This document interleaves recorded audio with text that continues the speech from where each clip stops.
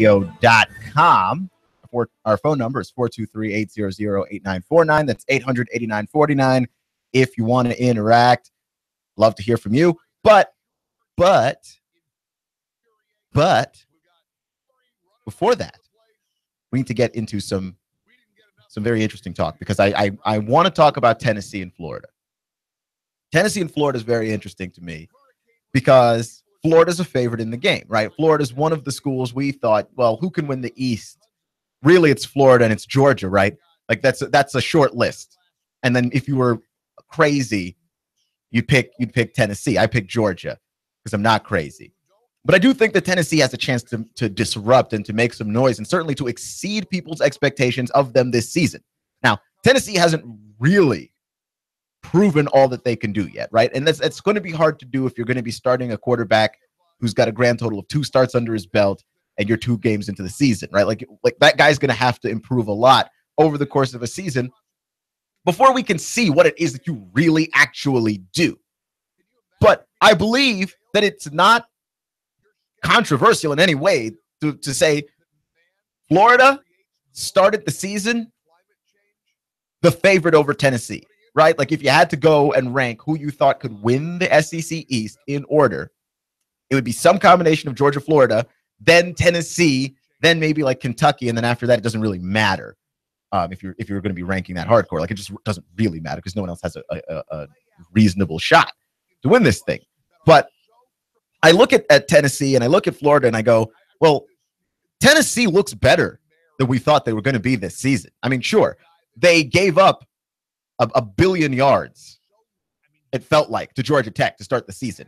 And it looked like they were not prepared to slow down the triple option in any particular kind of way. So there's that, right? And then they played Indiana State where they looked better, right? But it's Indiana State, and they're supposed to win that game. And I keep saying that's no small thing for Tennessee. That actually is something that is a matter of improvement, that they show up and they absolutely clean the clock of a school that they're supposed to destroy. That is not a small thing for this program, because as I've seen it, that's not something you get to take for granted with these guys. You just can't, right? So that's a big step forward, but that doesn't tell you that this team is good and that this team can really win against quality opponents. And Florida is their first big test since Georgia Tech, right? So you've got that.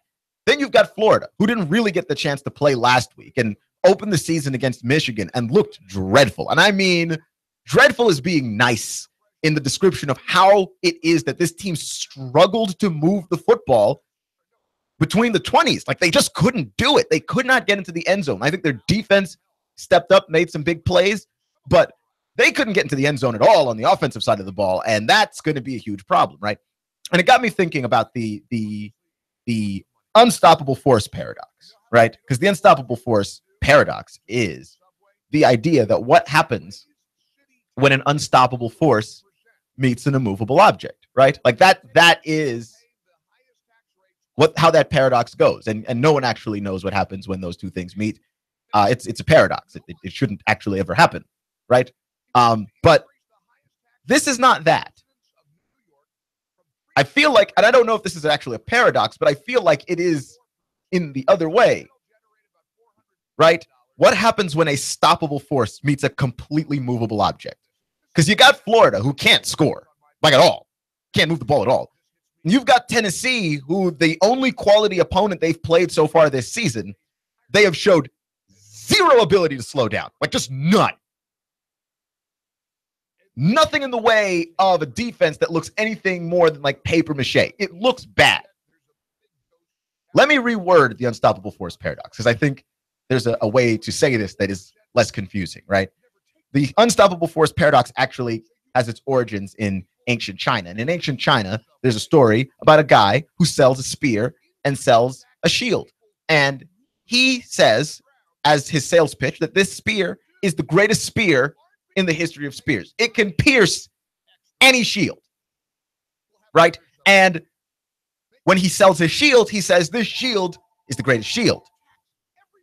It can stop any spear. Now we've got a call coming in here. Caller, you're on the air. What's the deal with this ugly woman on ESPN trashing our great president, calling him a white supremacist and stuff? How do people at ESPN, Thank God you guys no longer carry the NFL. They're a bunch of left-wingers. But I want your take on these sports characters getting into politics. Why don't they just keep their mouth shut? I don't get it. It's like, okay, so you can run faster and you're stronger and you can throw a ball. Who cares? Just keep your big fat mouth shut and keep your politics to yourself. I fire them like these guys that sat down during the national anthem. This Capper Nickel or whatever his name is, that loser. I just want your take on it. Thanks. Bye. All right. Well, I'll explain this. I will have to put aside my well-crafted Tennessee-Florida take for just a second to explain this and break this down for you. Because, okay, well, the way I see it is this. One, I think everyone's entitled to a political opinion. I'm not one of these people that's just like, well, why don't sports people stay in their lane when it comes to politics? Politics are one of those things in which everyone has an opinion, educated or not, informed or not, because it affects everyone. This is not the case with sports, right? Like, not everybody has a sports opinion, right? Like, you would tell somebody who doesn't care about sports when they start to talk about sports, hey, man, maybe don't talk about sports so much. Why? Because it doesn't affect everybody, and if you don't care, then, don't bother with it. With politics, whether or not you care, it affects you. And it doesn't matter if you're Colin Kaepernick or Jamel Hill, somebody else's ideas have an influence on your actual reality, right? Now, with Jamel Hill, she's on Twitter, right? Like, that to me is different. Like, that's a public space. That's a public forum. And so she can say what she wants to there. And I think she's fine. Like, she has the right to say it. She has those opinions about the president. And, I mean, she's not the only person with these opinions on the president. Like, there's a certain level of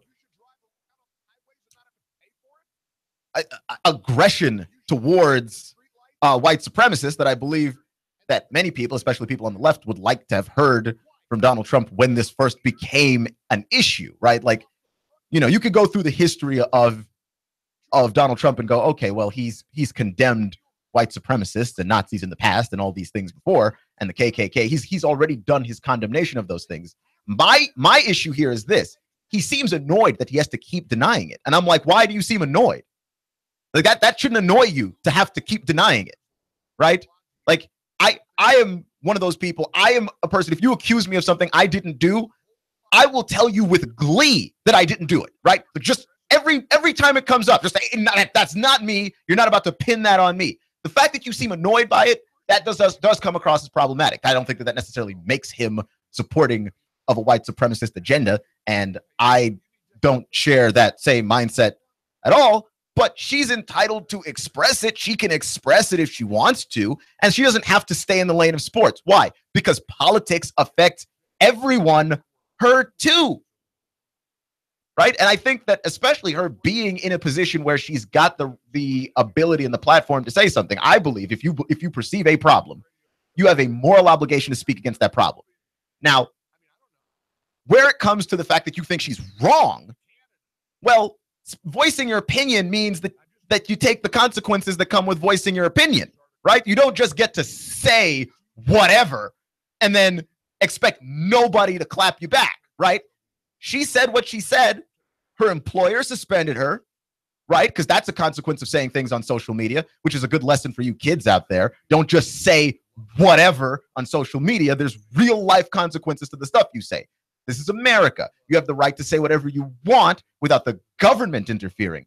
But so far as your employer goes, your employer can drop you if they don't like what you're saying. So far as your friends and family go, they can argue with you if they don't like what you're saying. And she's in a position where she works at ESPN. So far as complete strangers go, they can come after her if they don't like what she's saying. And now she's forced into the situation where she has the dialogue. For me, if someone is misinformed, if someone does not have an opinion that you believe to be correct, wouldn't you rather they share that opinion than just sit down in ignorance? Because here's the thing. If they sit down in ignorance, they still believe the incorrect thing you think they believe. Now at least you get the dialogue. Now at least you get the discourse with them. Now you know that Jamel Hill thinks this, and you can talk to her about it, right? That to me means more than if she had this idea, because she still feels this way, but she kept it to herself so she didn't hurt anybody's feelings. No, say it. Say it. Now we can talk. Now that I actually know what side of the fence you are standing on, I'm going to tell you why you're standing on the wrong side of the fence.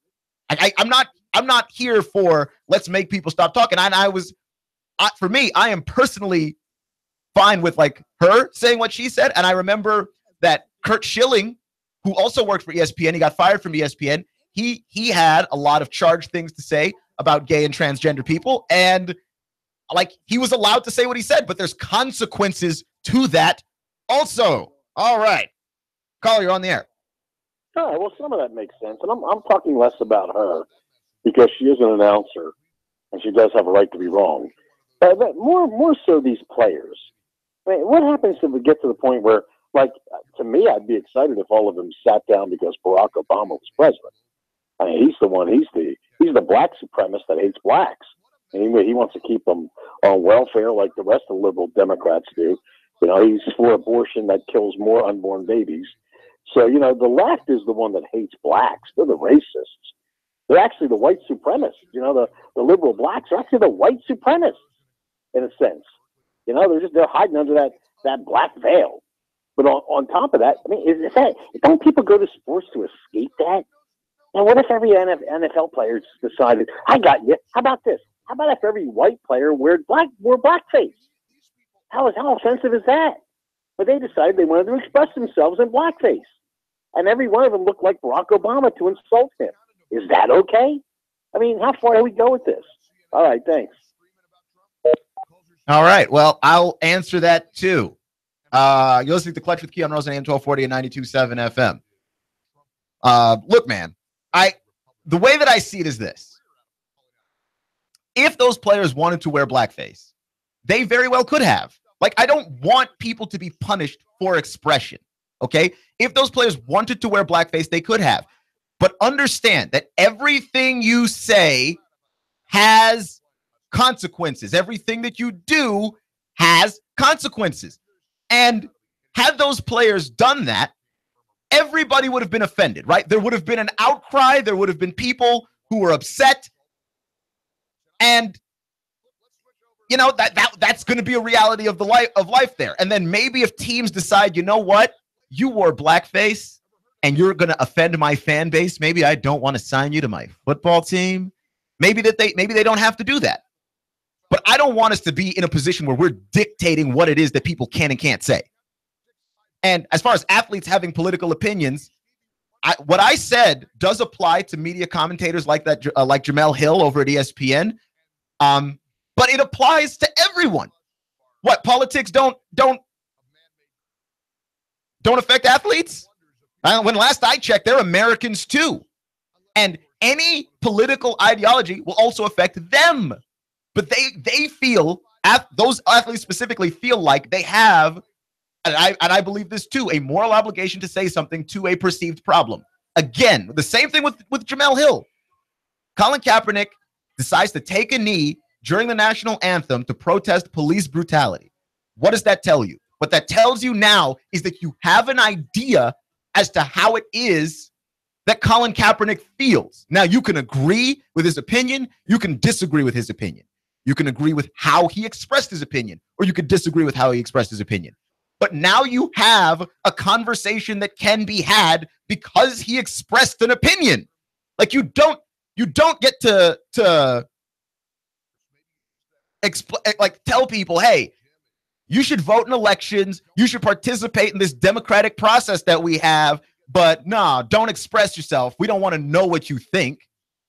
You know, people don't like to talk about politics and don't like to talk about religion. And I think that's a problem. I really do, because these are the biggest issues that we have.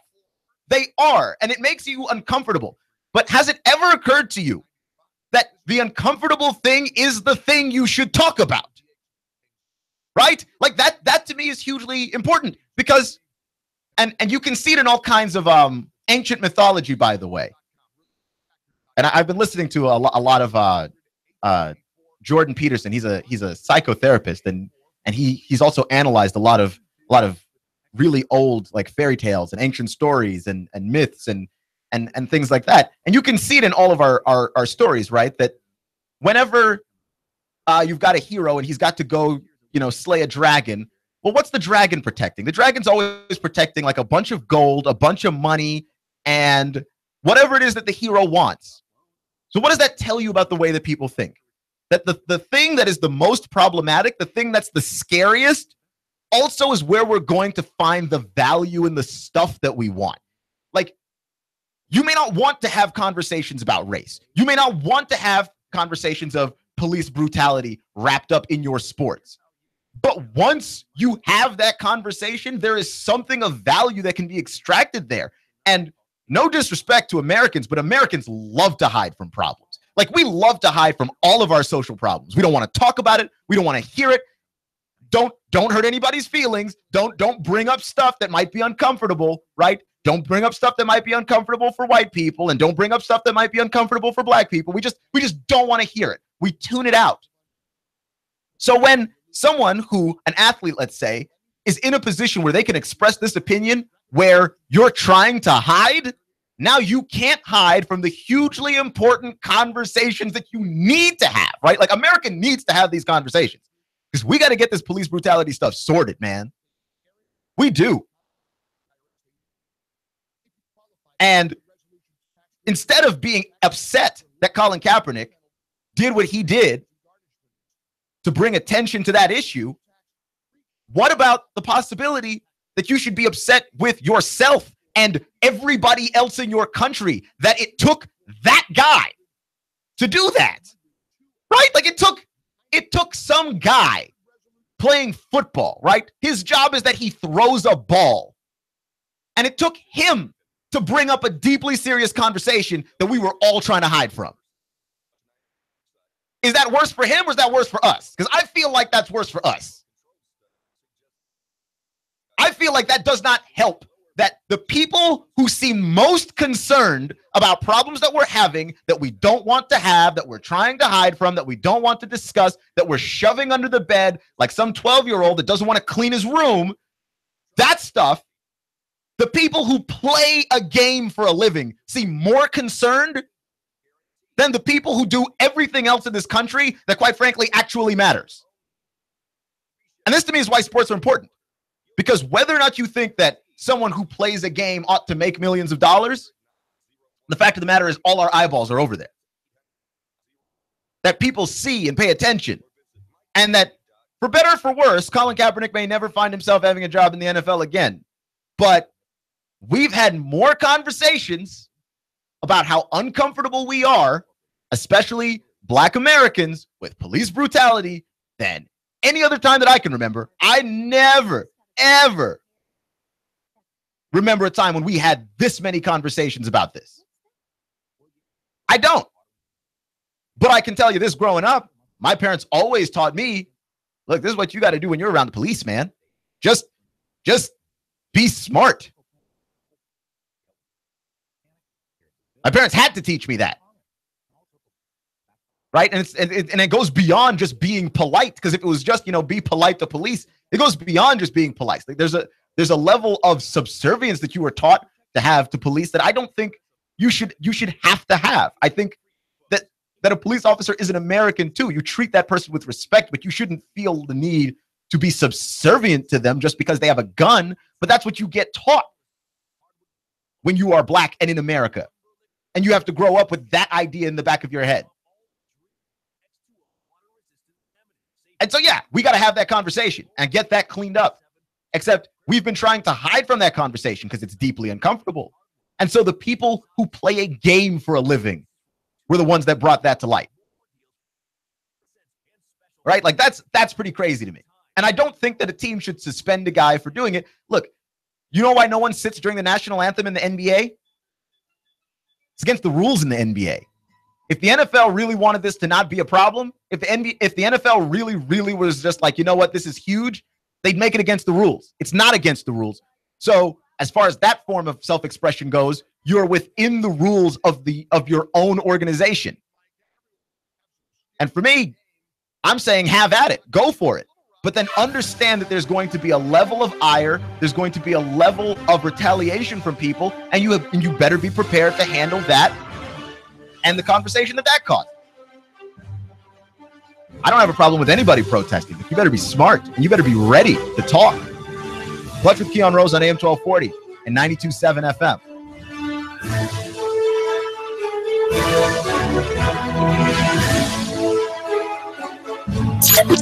Three, two, one. Chattanooga Radio, AM 1240 and 92.7 FM's news now. At 8 o'clock Tuesday night, Benitez Williams, who's 35 years old, was gunned down on Dodson Avenue. The police now trying to track down the man who pulled the trigger. Police say the man is in the hospital recovering. Alarms went off at Walker Chemical again, this time due to residual chemicals from the last time the alarms went off. Bradley County Safety Director and the Director of the EMA have both been notified. There was a minor shelter-in-place call for a short period of time. It's since been lifted. It only lasted for about 30 minutes. A 5-year capital budget was approved by the City Council that allows for almost $20 million for the Central Avenue extension. This would go between Erlanger and Amnicola Highway. Opponents, however, say that the construction would disturb a historic black area, Lincoln Park, and a Native American burial mound. The city says it will do its best to avoid those critical and historic areas. Russell Stroud, Nooga Radio News Talk 92.7 now. In-depth traffic, news, and information. Mornings on Nooga Radio, AM 1240 and 92.7 FM.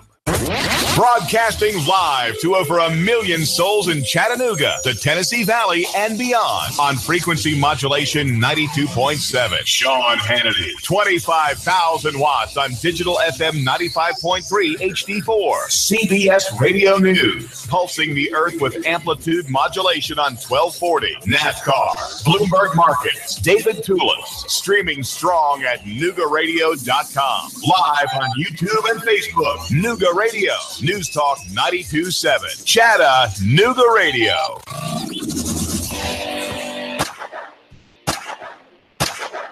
Don't punish your gun by leaving it in a corner. Shoot it, sell it, or just toss it. Okay. Don't toss it. Make money with it. Shooter Supply and Indoor Range, the hottest gun shop in town, finds buyers for your extra firearms. Put cash in your pocket today. Are ARs cluttering your closet? Rugers rusting in your rec room? Shooters Supply and Indoor Range in Hickson will take your firearm and put it on consignment. To you, that means no money out of your pocket with a small fee when the gun sells. Larry at Shooters has got an online store. He's licensed to ship anywhere. It's as if Shooter Supply were giving your billfold cover fire. Get the biggest number of bucks from the smallest Derringer to the longest Barrett. Maximum price, shortest time. What a great deal. Shooters-range.com. Shooters-range.com. That's shooters-range.com. Check with Larry.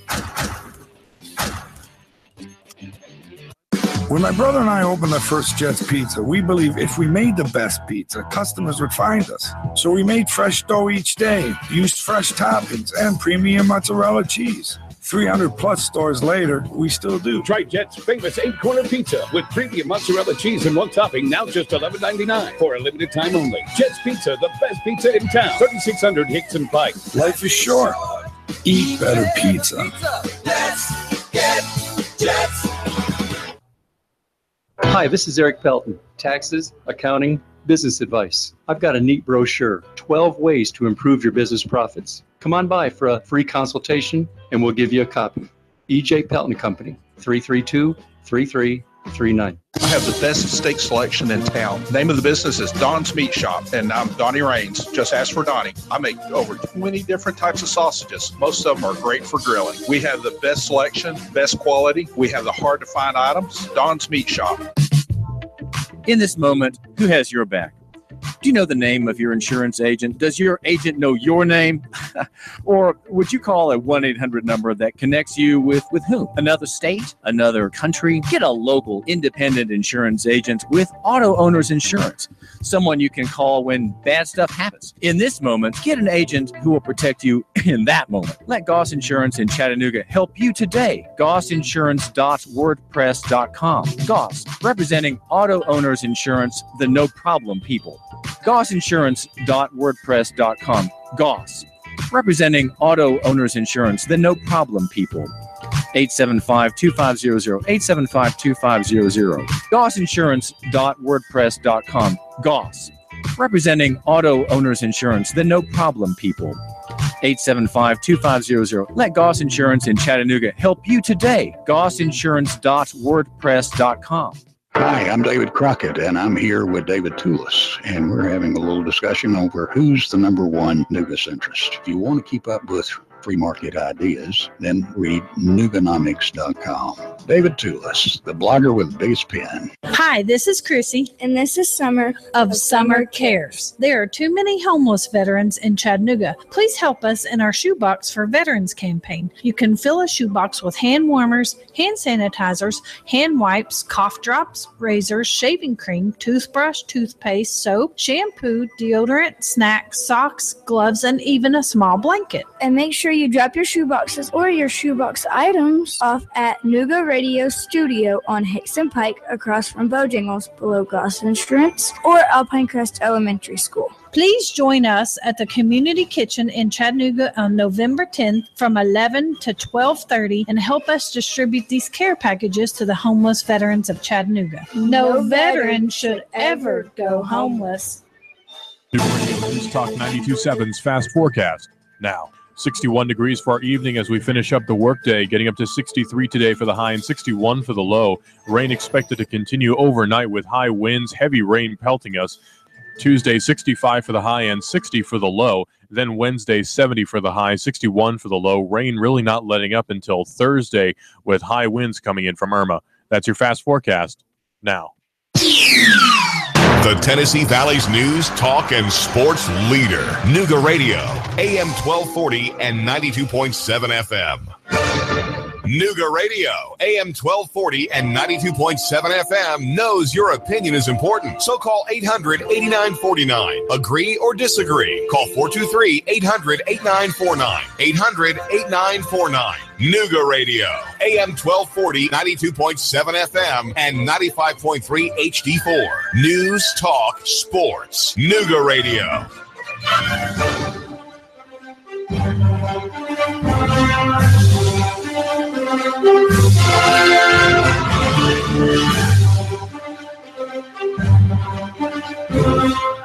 You're listening to AM 1240 and 92.7 FM Clutch with Keon Rose. Thank you for joining me today. Making me just a small part of your day. You know that I appreciate you.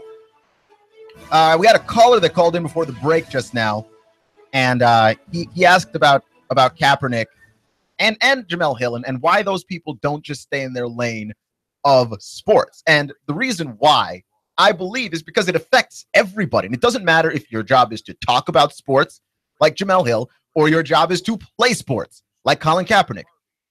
Your job also allows you a certain level of publicity, a certain level of being in front of people that gives you an avenue to express your political opinions. But I can't pretend that you don't have them, right? That's so naive. I don't even know where to start with it. I know you have political opinions, right? Once you're old enough to vote, you have a political opinion, because when you go to vote, then you express that political opinion, right? Even if you choose not to vote, right? Colin Kaepernick said he chose not to vote. He didn't like his options, which, I agree. I actually did not vote as well. And because I was like, what am I supposed to do? Go to the voting booth and laugh? Like, what is your actual purpose for me here? No, I'm going to do the thing that I'm supposed to do, which is I call my congressman. I call my governor. I email them. Every time they vote on something and I don't like it, they get an email and a call from me. So I am very much involved in the political process. I just chose not to vote at the last general election. That's not a me problem. I'm very much involved. What are you doing? But I will say this, though. They've got opinions, right? It's incredibly naive to pretend that those people don't have opinions. And also, I would contend that it's incredibly naive to expect sports to be your safe haven from real life. I'm sorry about that too. Now, people go to sports as their safe haven from real life, and it's reasonable, right? Like I talked about yesterday a little bit at the end of yesterday's show. In life, you need balance. You've got your job, and that has a certain level of demands. You've got your personal life or your family life. That's got a certain level of demands. And maybe like in your little personal space where you take care of yourself, trying to balance out your life, you go to sports to maybe shut out all that other noise. But you know what? I don't know if you realized it, but the politics are just kind of leaking out of the everywhere. They are just all over the place. There's really nothing that you or I can do about it. And it is incredibly naive to expect your sports place to be a safe haven from real life and a safe haven from politics, because who said you were in control of any of that? You don't control that. That is entirely not up to you. Now, you might have the expectation that that's your safe haven, but don't act like there's a guarantee that that's your safe haven or that you are owed some safe haven. You're not. None of us are. Okay? You can't hide from any of this stuff. You watch TV shows and movies, there's the politics too. I mean, that's what it is. We are all informed by our opinions. Okay? You act out what you think. All of us. So you're not hiding from it anywhere. You can try, and I wish you the best of luck, but it's not going to work for you. Just isn't. Clutch with Keon Rose on AM 1240 and 92.7 FM. So I was talking about Tennessee and Florida in the first segment, and I was trying to get to a point about whether or not Tennessee was actually the dog in this game. Because we all started this season thinking that Florida was definitely the favorite to win this game, and they still are, according to Vegas. But that's shrinking, though. The Vegas line moved from 8 to 5.5. Because I don't think that it's a guarantee that Florida straight up comes in here and wins this game, in large part because from what we have seen of the Florida offense, it's not there. By the way, Hurricane Irma passed through Gainesville, and the Florida, where the Florida Gators will be playing, the letter O and the letter D knocked off. Not a good sign to lose the O and the D there. I don't believe in omens or that sort of thing, but if you do, the letters O and D in Florida and the letter D in the word field knocked off the stadium. And I can't speak for Florida's defense because it looks like they do have a defense. But yeah, accurate that O got knocked off because they ain't got no offense, none whatsoever. Like it's dreadful. And they still have to choose between 3 quarterbacks. And I don't think Jim McElwain likes any of them. And that's hugely problematic too, because like, what are you going to do with no quarterback, right?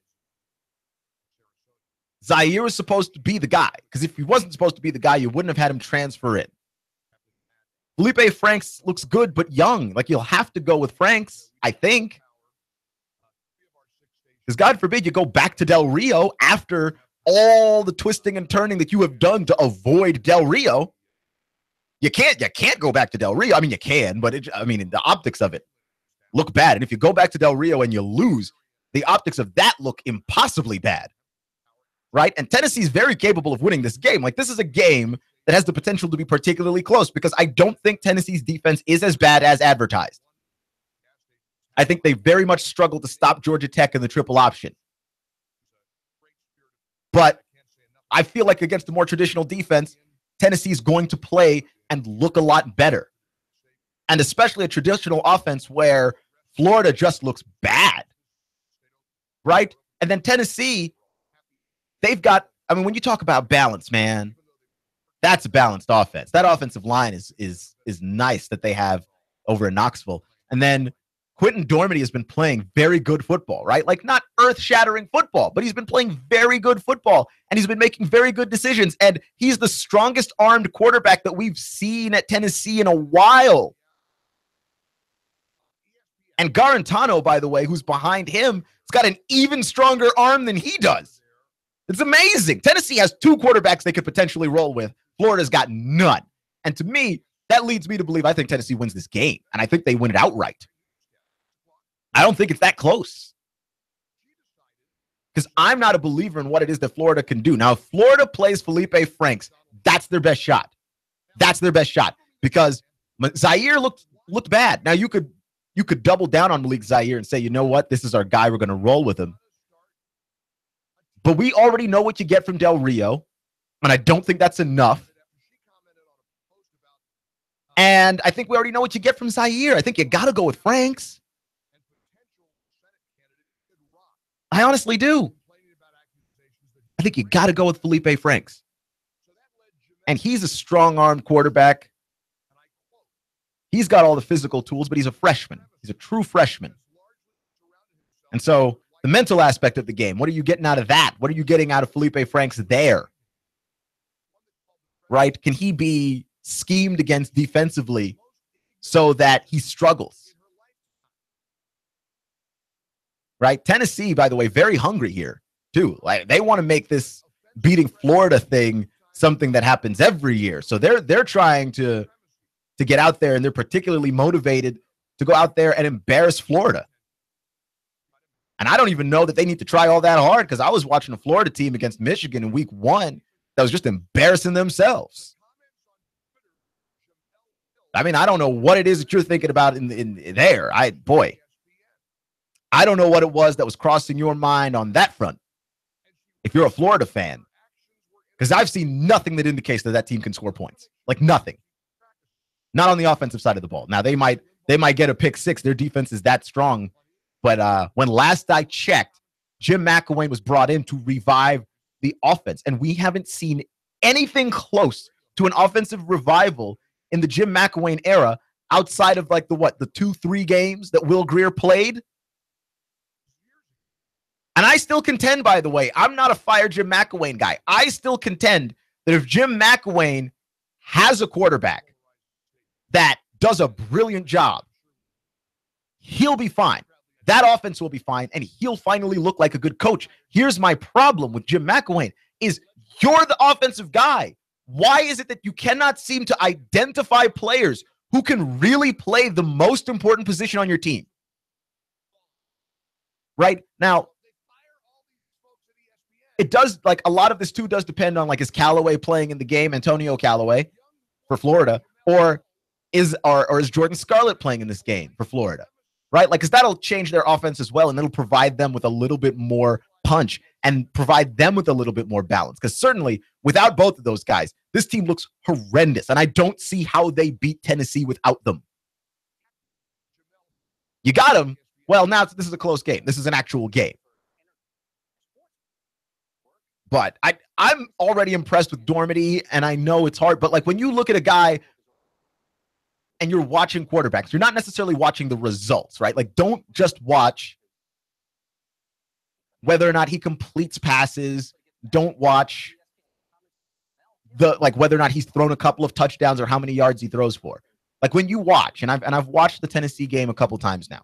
When you watch, look for his arm strength. Look for, is he going through progressions? Which with Dormady, I do like that Butch Jones made the offense simple for him. I like that they did not make it complicated and that they did not try and make this thing bigger than what it was. I like all those things. Makes it less complicated, less reads. But man, if he finds some openings against Florida, that guy's got a strong arm. They're going to have some chance to take some shots down the field. And the discovery of Marquez Callaway is huge for them. Like, finding Marquez was huge, and giving them a deep threat is huge. And so, yeah, I don't think that you can judge the Vols by the same standards you had for them prior to coming into the season, because this is a different team than what we thought this was going to be like. We did not know what we were going to get out of Dormady. We didn't know what we were going to get out of John Kelly. And now we know. We get a whole heap of production out of Kelly, and we've got some big play potential with Dormady.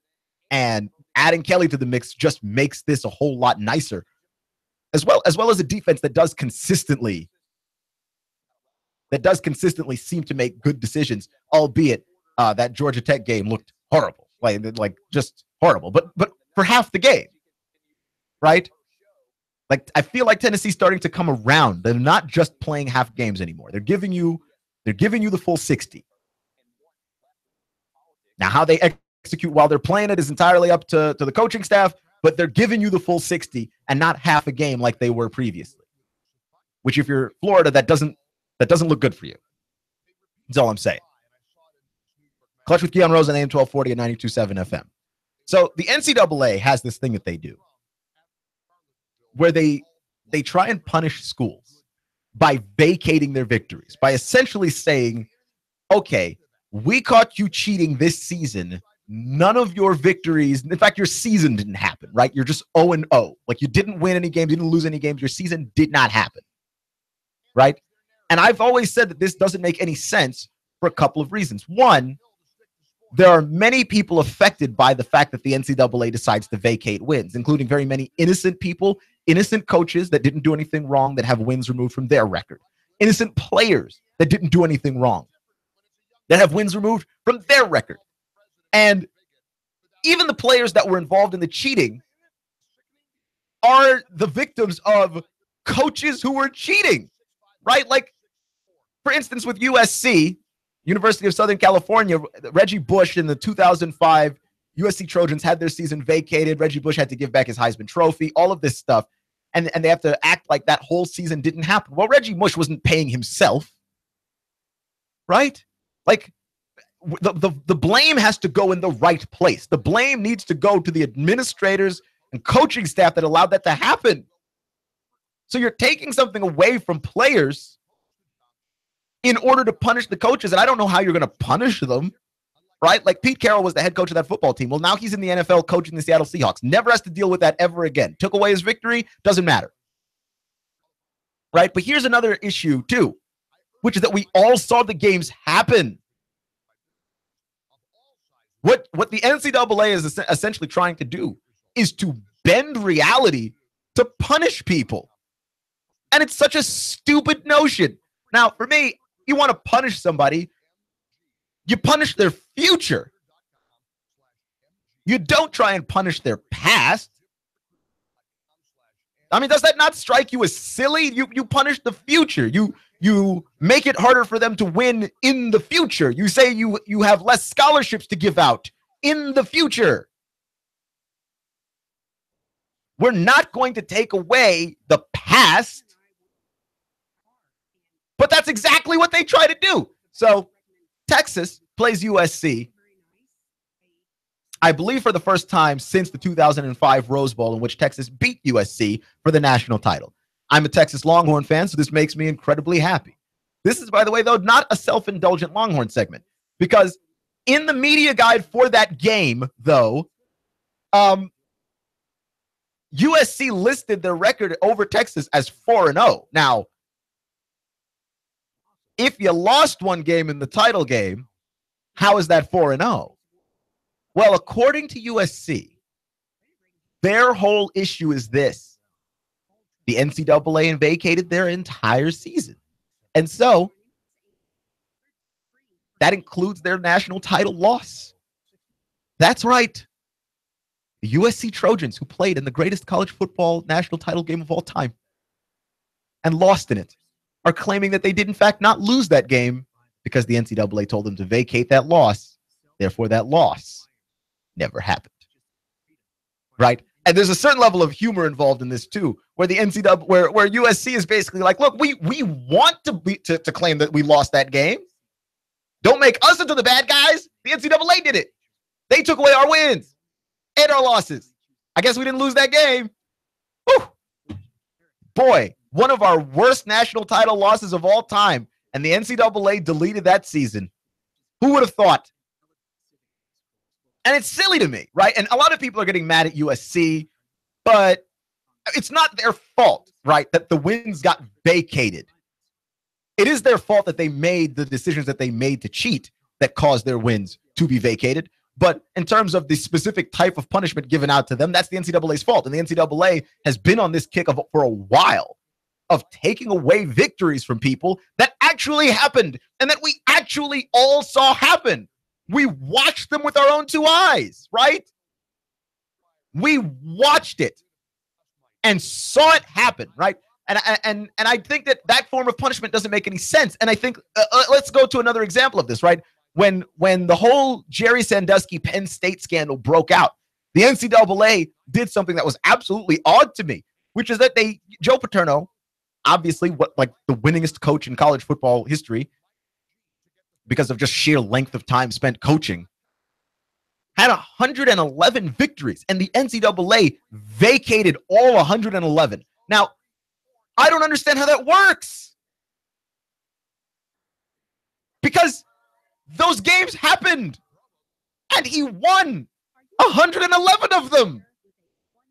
Right? Now, you could say that Joe Pa was in a situation where he behaved morally reprehensibly, right? That you have a guy on your coaching staff that is molesting children. You need to get rid of that guy. Absolutely. He was in the moral wrong. And you could argue that USC was in the moral wrong because they cheated.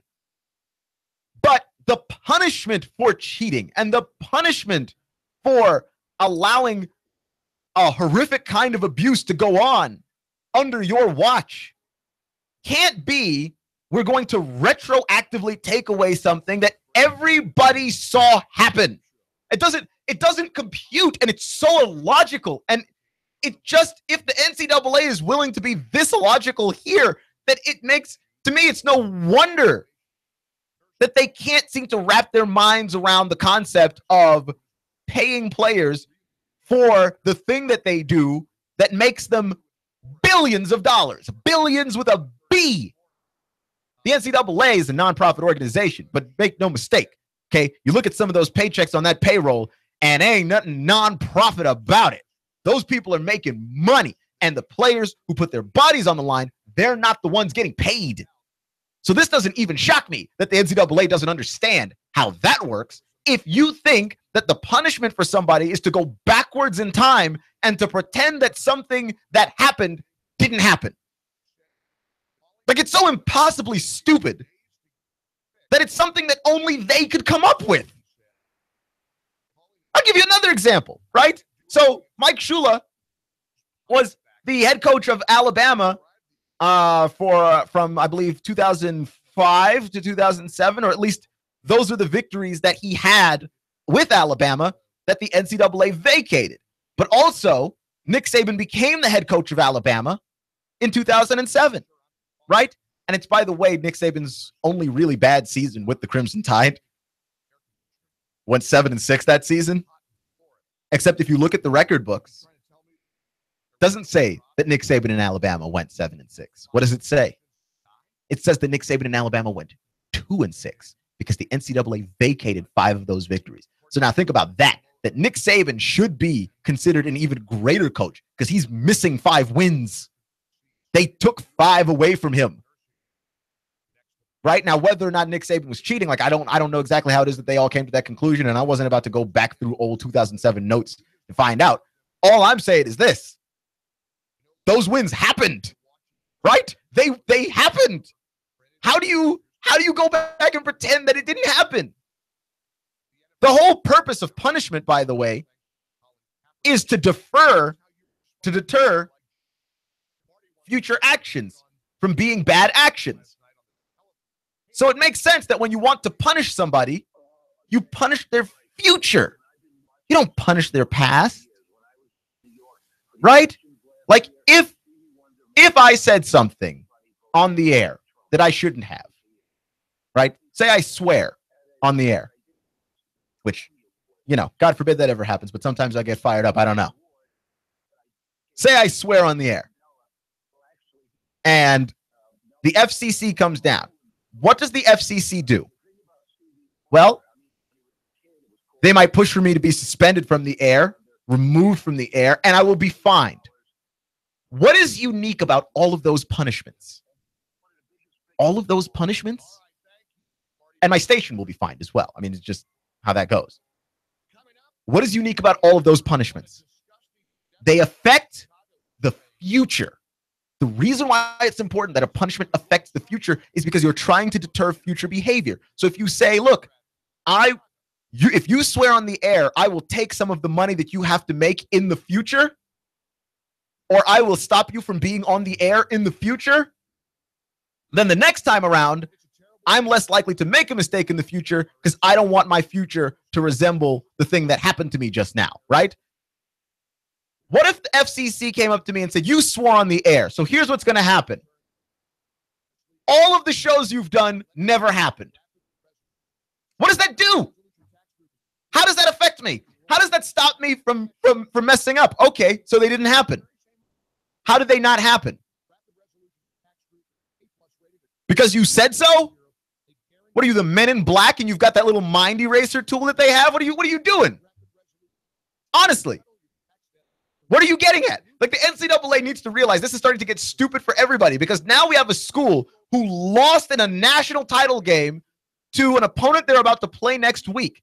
And they have to list it in their media guide that not only did they not lose to that team in a national title game, but that they've never lost to that team before, because the NCAA is out here pretending that things that happened didn't happen.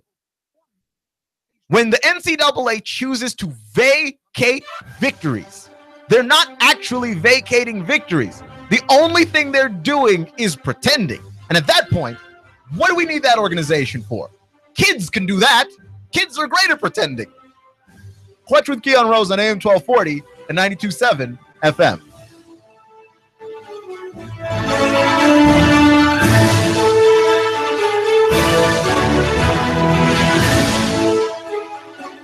In-depth traffic, news, and information. Mornings on Nooga Radio, AM 1240 and 92.7 FM. You've been in a wreck. 756-6400. You've been wrongfully fired. 756-6400. A turkey is suing you out of the blue. 756-6400. Confused about a business startup? 756-6400. That's the number for you. 756-6400. Right here, right now, Chattanooga. Call now. Top flight legal help awaits. Get biz advice now. Representation to fight for your right. What are you waiting for? That's 756-6400. Don't sit on your rights. You've got remedies. Turn your tragedy into cash. You've got the solution, from estate planning all the way to probate. Act now. Top attorneys in Chattanooga are waiting to help you get relief. Act now. No out of pocket. You don't pay a dime until we win, so win with us. 756-6400. Call now. Top flight legal help awaits. What are you waiting for? That's 756-6400. Turn your tragedy into cash. Act now. No out of pocket. You don't pay a dime until we win, so win with us. 756-6400. 756-6400. The essential oils have been around for thousands of years. They're beneficial because they're natural, they're safe, and they can help you. My name's Loretta Lynn. I'm with Loretta Lynn's Essential Oils, and you can find me on Facebook at Loretta Lynn's Essential Oils. If you have migraines, headaches, aches and pains, gout, diabetes, sleep apnea, erectile dysfunction, Essential Oils can help you. WBLZ HD4 Ooltewah, W224AZ Chattanooga, WSDG Saudi Daisy Chattanooga. Death in a sweltering Florida nursing home. Something extremely sad and extremely unfortunate for the families and the patients. President Trump pushes tax reform. The rich will not be gaining at all with this plan. This is the CBS World News Roundup Late Edition. I'm Pam Coulter. There's tragedy in the aftermath of Hurricane Irma. 8 patients died in a Hollywood, Florida nursing home that had lost power. CBS's Jonathan Vigliotti. Family members arrived on the scene frantically looking for their loved ones. I just want to know if, God forbid, he's one of the ones that passed away, or if he's okay, where he's at. I have no clue. Nobody's telling me anything, so I don't know. Ellie Pena found her 96-year-old mother alive. She worried about the 90-degree heat when she visited the facility yesterday. They were trying to help them out with portable air conditioning, but they were on the generator. So they were sitting outside in the heat yesterday? Yes. Police have launched a criminal investigation. There is progress restoring the power, utility spokesman Rob Gould. As of this morning, we have restored power to roughly 60% of the 4.4 million customers who are without power. Much of the Florida Keys is still off limits to many residents because of the widespread damage. CBS's Steve Futterman saw it firsthand. The totality of the destruction is heartbreaking. Home after home completely destroyed. A child's toy suddenly next to an oven. This man found very little left of his home. Where are the walls? Oh, they're in the back there underneath all those trees. This woman briefly became emotional when talking about her losses. Oh, my God. It's okay, though. It's okay. It's just a little, they're just things. We're fine. But everyone I spoke with said they will stay. Hey, this is where I live. Where am I going to go? Congress and the White House are pressing ahead on tax reform. As he courts Democrats, the president insists his proposals for tax reform won't be a boon to the rich. I think the wealthy will be pretty much where they are. He says even if taxes on some have to go up, so be it. Democrats see a giveaway to the wealthy as a non-starter. Mr. Trump said his efforts to work across the aisle are worth a shot. If it works out, great. And if it doesn't work out, great. Hopefully we'll be able to do it anyway as Republicans, okay? Stephen Portnoy, CBS News, the White House. While Republicans still want to repeal Obamacare, progressives led by Vermont Senator Bernie Sanders are getting behind a Medicare for All bill. Today, we say the function of a rational healthcare system is to provide quality care to all in a cost-effective way. Stocks hit record highs a second day in a row. The Dow up 39 points. NASDAQ was ahead 6. Now this. Hi, I'm Jay Farner, CEO of Quicken Loans. Every day people ask me, Jay, did I miss out? Have the rates gone up? The answer is no. Rates are still low, and it's a perfect time to refinance your home, especially if your mortgage rate is higher than 4.25%. If you'd like to lower your interest rate and save thousands of dollars in interest without starting over on a new 30-year loan, a Quicken Loans Yorgage is what you're looking for. With our exclusive Yorgage, you can choose a term that works best for you, anywhere from 8 to 30 years. The rate today on an 8-year Yorgage is 3.25%, APR 3.75%. For 7 years in a row now, J.D. Power has ranked Quicken Loans highest in the nation for customer satisfaction for primary mortgage origination. And for the 4th year in a row, they've also ranked us highest in the nation for mortgage servicing. Call us today at 800-QUICKEN or go to QuickenLoans.com. That's 800-QUICKEN. For J.D. Power award information, visit jdpower.com. Call for cost information and conditions. Equal housing lender. Licensed in all 50 states. NMLSConsumerAccess.org, number 3030. There was panic today when a gunman started shooting in a high school near Rockford near Spokane, Washington. I felt like I was in a stampede. Everyone was running, screaming. I ran out the front doors of the high school and ran down to the elementary school. Witnesses say a student armed with a rifle and at least 2 pistols opened fire in a hallway. 1 student was killed and 3 are hospitalized in stable condition. A sophomore said the gunman, who's in custody, had been obsessed with past school shootings. Bail has been revoked for the former pharmaceutical executive dubbed the most hated man in America for hiking the price of a life-saving drug. Siding with prosecutors, a judge ordered Martin Shkreli to jail while he awaits sentencing on a security fraud conviction. Defense attorneys had argued his online offer of $5,000 for hair from Hillary Clinton was political satire. The judge considered it a solicitation of assault. You're listening to the CBS World News. In-depth traffic, news, and information. Mornings on Nooga Radio, AM 1240 and 92.7 FM. 3, 2, 1. Chattanooga Radio, AM 1240 and 92.7 FM's news now.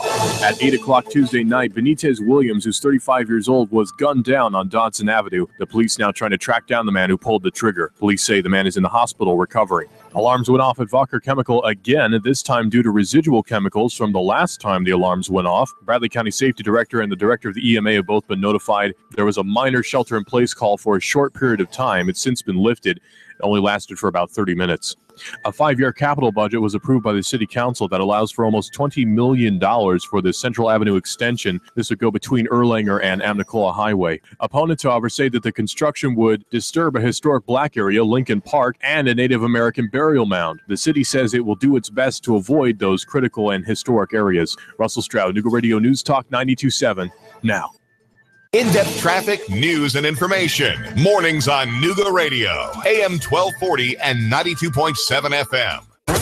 Broadcasting live to over 1 million souls in Chattanooga, the Tennessee Valley, and beyond on frequency modulation 92.7. Sean Hannity, 25,000 watts on digital FM 95.3 HD4. CBS Radio News, pulsing the earth with amplitude modulation on 1240. NASCAR, Bloomberg Markets, David Tulis, streaming strong at NoogaRadio.com. Live on YouTube and Facebook. Nooga Radio, News Talk 92.7. Chattanooga Radio.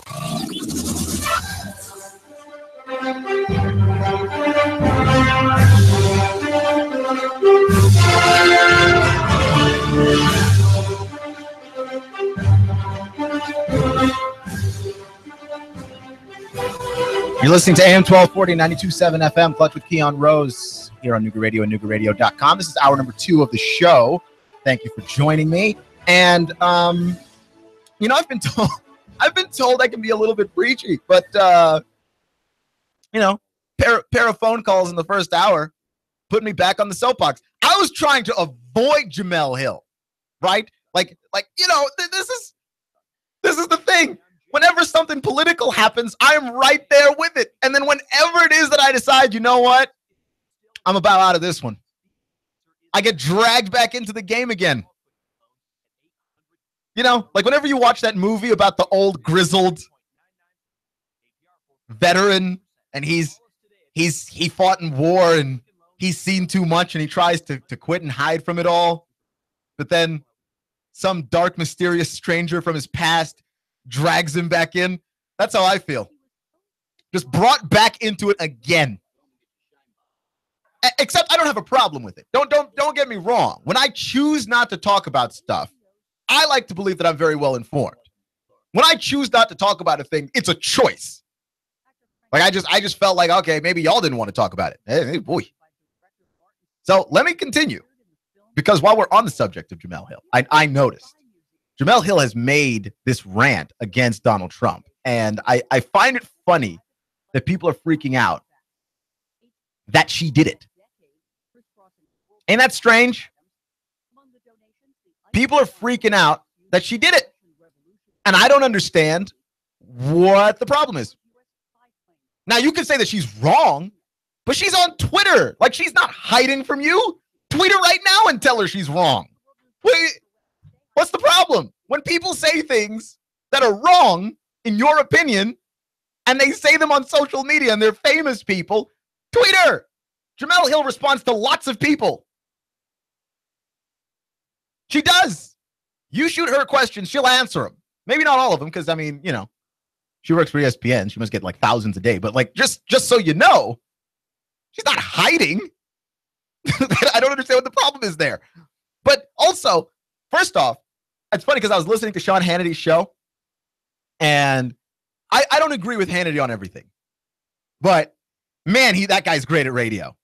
That guy's great at radio. Like, you just have to admire how he has a strong opinion, just a hard take, and he stands by it. Like, you just have to admire that. So I was listening to him, and I just thought it was funny that people are talking about Jemele Hill like she's new. Jemele Hill has been working at ESPN for years. Right? Like, I'm not even an avid watcher of ESPN. I don't own a TV. Okay? Everything I do is digital and online, and if I want to watch games on TV, I'll go to a sports bar and watch games. I don't own a TV. And even I know Jemele Hill has been at ESPN for years. And she's been tweeting about politics, again, for years. It's not new. Jemele Hill didn't wake up yesterday and just go, oh, well, I just hate the president, and just started going to town. These have been her opinions, okay? And I think it's funny because I think very, very often, I think we want to go, oh, there's a liberal bias in the media. Well, it's like, okay, you realize that Jemele Hill's personal Twitter account is not her being the media. That's her tweeting. She makes all kinds of goofy jokes, and she's got opinions on music and movies and TV there too. Like, that's her life, is what she's putting out there on social media. Okay, so if that comes with a liberal bias, it's hers. Not ESPN's, it's hers. And she's not the only one, right? But I think it's funny because Peter King, who writes Monday Morning Quarterback on Sports Illustrated, has been tweeting about the president since before the president got elected. We don't say anything about Peter King. Nothing. Nothing at all. Peter King, great NFL writer, smart dude. Peter King has forgotten more football than most of us know, combined, probably. Peter King's great, but you're not going to like his political opinions if you're a conservative. Like, you're just not. That's not a secret. He's not hiding from you. If you disagree, tweet at him right now at SI Peter King. Right? Like, that's That's fine. I have political opinions. I don't know if you'll agree with them or not. They're on my Twitter. Bomani Jones, who also works at ESPN. Pablo Torre, who also works at ESPN. Like, all these people have political opinions that they also tweet about. And I think that here's the problem with social media, or at least a problem with social media. I won't say the problem, but a problem with social media when it comes to social media and the traditional media is that we treat them like they are all the same thing, right? So if Jemele Hill is on ESPN and she's on the air and she says that the president is a white supremacist and has a white supremacist agenda, we treat that as though it's the same thing as if she tweets it. And they're different things, right? Like, I heard the press officer, was it Sarah Huckabee? I never remember her name.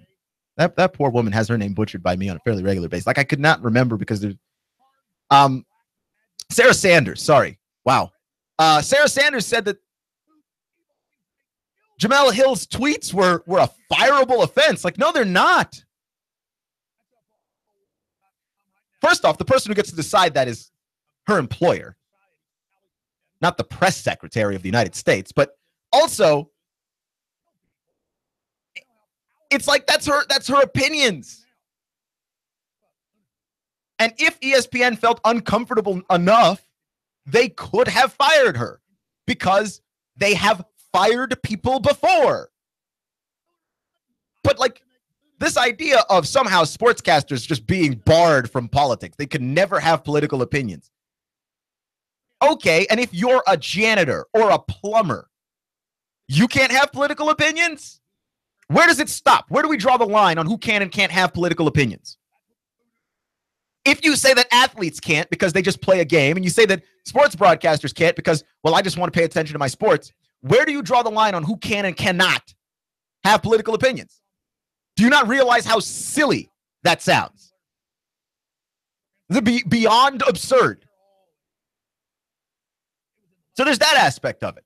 And the other aspect of it that I think is interesting is, like I mentioned, all of these men have been tweeting their political opinions while being sportcasters before. And we did not have an explosion of this until Jemele Hill did it. And I feel like that's because she's a woman. We don't like it when women tell us this stuff, and I'm not sure why, because she's not the first one, and I'm not saying that,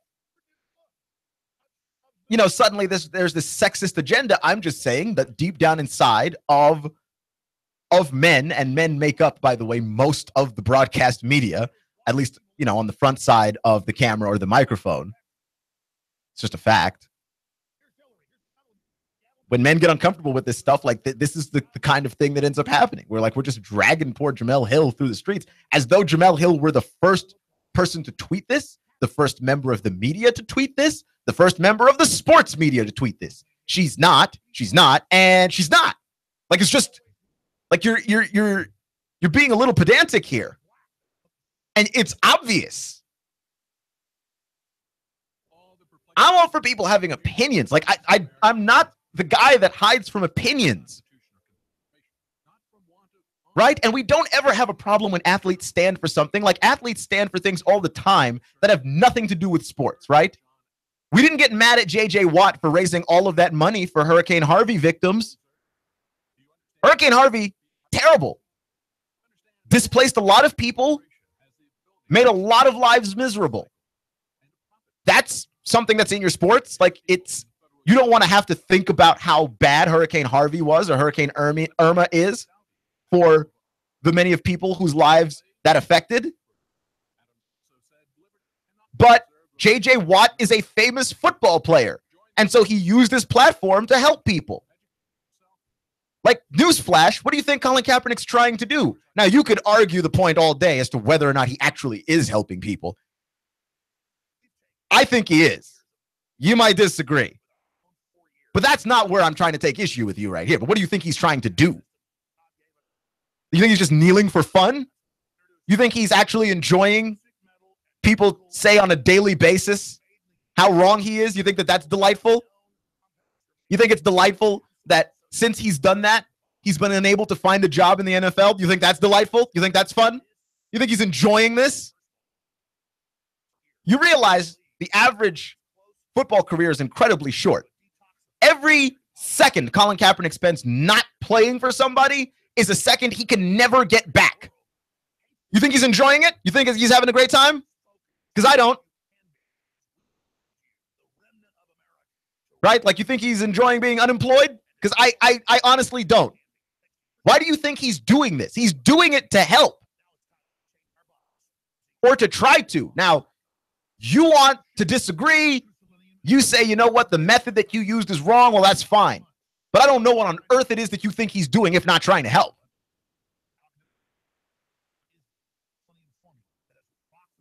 Right? Like, when you protest something, you understand that there's a backlash there that's going to hurt you. And you do it anyway. Why? Because you're trying to help. Like, what do you think this is? We need to stop using the words liberal and conservative because we just have absolutely leveled the political conversation with this stuff. Rather than going, conservatives are wrong a lot. The liberals are wrong. And they don't, like, rather than that, how about we take each case on an individual basis and just go, this is what I think here about this. Because when you go down the rabbit hole of thinking that every conservative is out to get you and every liberal is out to get you, where you wind up is literally expressing the absolutely insane idea that a guy like Colin Kaepernick is taking a knee during the national anthem or sitting during the national anthem to oppress you. Like, wow, first off, how narcissistic are you? But then also, nobody does anything to oppress you. Understand that you and me, I'm not an egotist, I don't think. I'm not sure. Is doing anything to oppress you, okay? Like, nobody wakes out of bed in the morning and goes, yeah, how am I going to oppress Keon Rose today? But people make decisions that wind up either feeling terrible for me or great for me. I don't think that there's a level of oppression going on here on purpose. And it's certainly a guy kneeling during the national anthem is not oppressing you. So stop it with that. What on earth? Like, what do you think he's doing?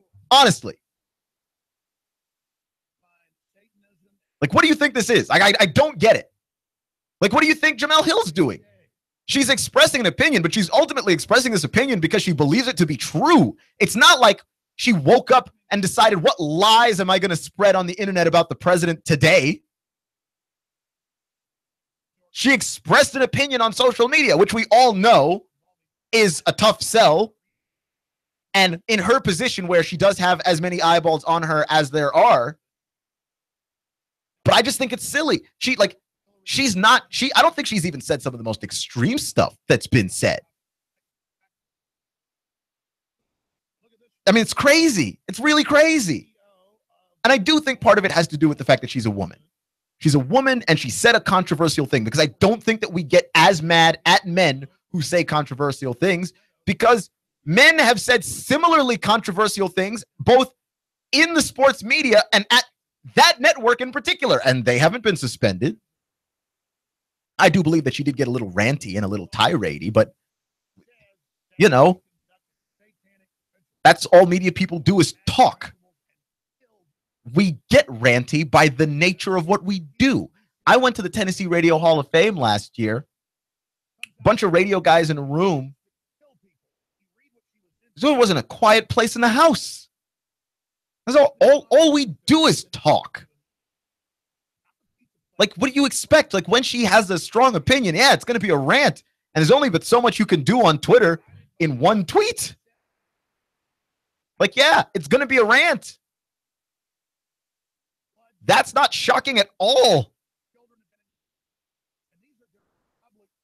Clutch with Keon Rose on AM 1240 and 92.7 FM. So there, I have soapboxed entirely. Those are all the things that I have on that.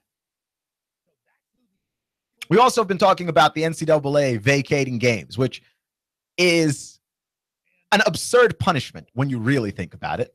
Because what the NCAA is saying is for us to punish you properly. All the positive things that you've done in the past, we have to act like that didn't exist. We're going to pretend like that didn't exist, right? Like if you did something wrong and someone absolutely went to your resume and just deleted things from your resume as punishment, right? We're not going to throw you in jail for future time. We're just going to delete past time from your life. We're going to say, hey, you didn't work at this company that you said you worked at. I mean, that's silly. Is it not silly? Your punishment is to pretend that something didn't happen. And where it reaches a certain level of absurdity is that this is sports.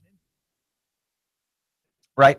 That's the level of absurdity that this reaches, is that sports things are by nature viewed by a mass audience. They are by nature televised by multiple people. Everyone sees it. Okay? And here's how we know that this game is important. Here's how we know that people saw this game and know that this matters, right? The upcoming game between Texas and USC is in USC. It's sold out. It's sold out. That's their first sellout in 4 years. So people expect more drama to come from this game based on the drama that we all previously saw. The same drama that the NCAA is now trying to have us pretend didn't happen, even though that is our main motivator for wanting to watch this game in the first place. And that we will actually watch this game keeping in mind what happened the last time these two teams faced off. We will actually have that in our minds the next time we watch this game. And that's going to make the NCAA more money, even as they're telling us that that thing didn't happen. And, you know, I'm a guy, I like philosophy and I like mental exercises, but that's breaking my brain. That's too much even for me. I can't do it. Can't do it. I don't traffic in something that illogical, right? Because everyone's a little illogical. As much as I try to be completely, straight up about everything, everyone's going to be a little illogical at times. That's just the way life is. We're human and we're not perfect. But there's a level of stupidity towards simply pretending that a game that is highly televised, that is one of the highest rated games in the history of the sport, and that if anybody made a list of best national championship games ever, that game is in your top 3, if not number 1. Like, if you had to say, long list of national title games and you rank them all and you go, which one is the best one that ever happened? There's a lot of people that will tell you that one. The NCAA was like, yeah, nah, that didn't exist. That one didn't happen. Why? One of the teams cheated. Which one? The one that lost. Like, if you vacate the victories, I'm still not a fan of vacating wins, right? But you really want to punish a team, don't vacate one of their biggest losses. That's insanity, right? Like, the one thing that would really actually hurt them to have on their record, you've also expunged. And they have absolutely no problem whatsoever going, no, that didn't happen. I mean, we wanted to have happened. We wish that it would have happened. But look, the NCAA is telling us to say that it did not happen. So I guess we got to stand here and say that it did not happen, right, fellas? Yeah, didn't happen. And that's crazy. That's absolutely crazy. There's nothing sane about what's going on. And that's the reason why when I say, the NCAA needs to punish people, the scholarship sanctions are enough. And if you want people to have less wins again going into the future, you can take away their postseason. You can take away part of their season. I don't know what you got to do. You take something away from them. I guess you can't take away part of the season because those games get scheduled so far in advance. And, other schools are depending on that to happen. But vacating games that happened, it means that you are involving some other innocent school whose stats and numbers are also vacated, so you can punish one school, right? So you're trying to punish USC. You're trying to punish Pete Carroll. You're trying to punish Reggie Bush. Well, first off, you can't punish Pete Carroll. He doesn't work in the NCAA anymore. And then on top of that, you wind up punishing Texas, the team that beat them, by taking away their win in your attempt to take away USC's entire season. It's crazy. I'm looking for a correction soon. Mark Emmert, get on it. Clutch with Keon Rose on AM 1240 and 92.7 FM.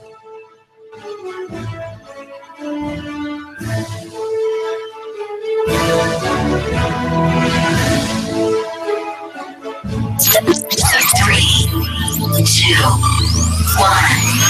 Chattanooga Radio, AM 1240 and 92.7 FM's news now.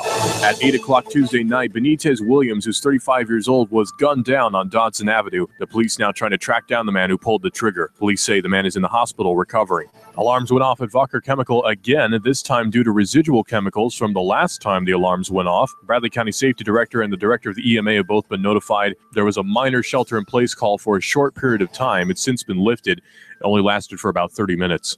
A 5-year capital budget was approved by the City Council that allows for almost $20 million for the Central Avenue extension. This would go between Erlanger and Amnicola Highway. Opponents, however, say that the construction would disturb a historic black area, Lincoln Park, and a Native American burial mound. The city says it will do its best to avoid those critical and historic areas. Russell Stroud, Nooga Radio News Talk 92.7, now. In-depth traffic, news, and information. Mornings on Nooga Radio, AM 1240 and 92.7 FM. Broadcasting live to over 1 million souls in Chattanooga, the Tennessee Valley, and beyond on frequency modulation 92.7. Sean Hannity, 25,000 watts on digital FM 95.3 HD4. CBS Radio News, pulsing the earth with amplitude modulation on 1240. NASCAR, Bloomberg Markets, David Tulis, streaming strong at NoogaRadio.com. Live on YouTube and Facebook. Nooga Radio, News Talk 92.7. Chattanooga Radio.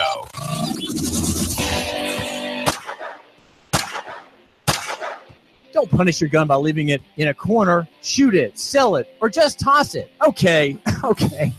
Don't toss it. Make money with it. Shooter Supply and Indoor Range, the hottest gun shop in town, finds buyers for your extra firearms. Put cash in your pocket today. Are ARs cluttering your closet?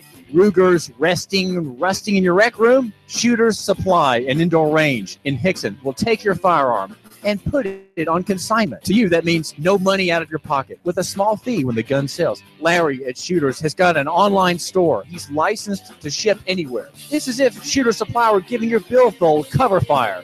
Get the biggest number of bucks from the smallest Derringer to the longest Barrett. Maximum price, shortest time. What a great deal. Shooters-range.com. Shooters-range.com. That's shooters-range.com. Check with Larry. When my brother and I opened the first Jets Pizza, we believed if we made the best pizza, customers would find us. So we made fresh dough each day, used fresh toppings, and premium mozzarella cheese. 300-plus stores later, we still do. Try Jet's famous 8-corner pizza with premium mozzarella cheese and one topping, now just $11.99 for a limited time only. Jet's Pizza, the best pizza in town. 3600 Hickson Pike. Life is short. Eat better pizza. Let's get Jets. Hi, this is Eric Pelton. Taxes, accounting, business advice. I've got a neat brochure, 12 ways to improve your business profits. Come on by for a free consultation and we'll give you a copy. E.J. Pelton Company, 332-3339. I have the best steak selection in town. Name of the business is Don's Meat Shop, and I'm Donnie Raines. Just ask for Donnie. I make over 20 different types of sausages. Most of them are great for grilling. We have the best selection, best quality. We have the hard-to-find items. Don's Meat Shop. In this moment, who has your back? Do you know the name of your insurance agent? Does your agent know your name?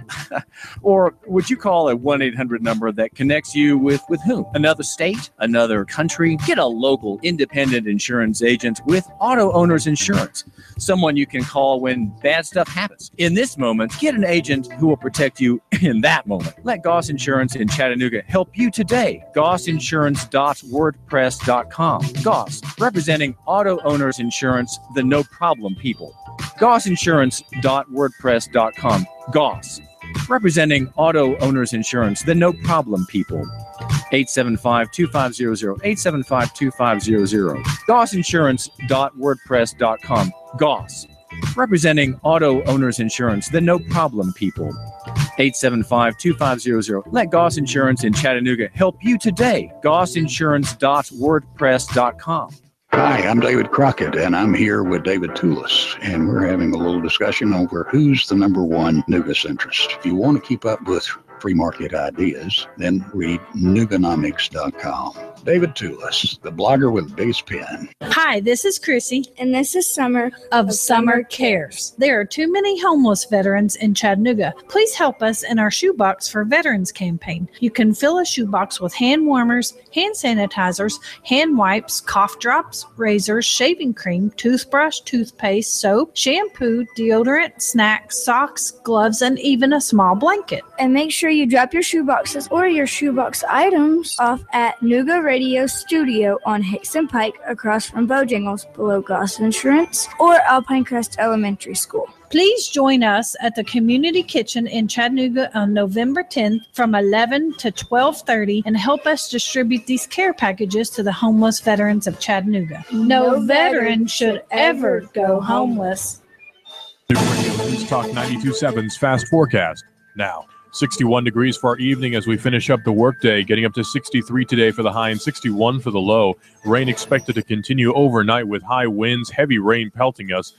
Tuesday, 65 for the high and 60 for the low. Then Wednesday, 70 for the high, 61 for the low. Rain really not letting up until Thursday with high winds coming in from Irma. That's your Fast Forecast now.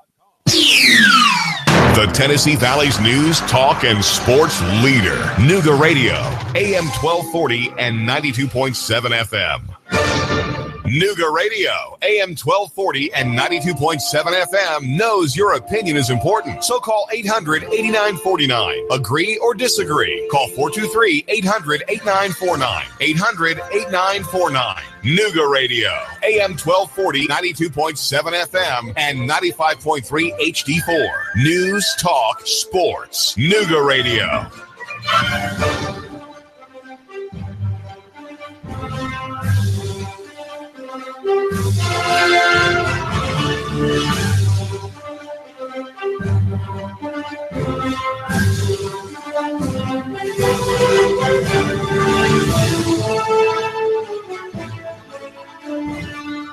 You're listening to AM 1240 and 92.7 FM, Clutch with Keon Rose. Thank you for joining me today, making me just a small part of your day. You know that I appreciate each and every one of you. Georgia, they have an opportunity to win the East, and I think that they will. They do need to get some things sorted, though.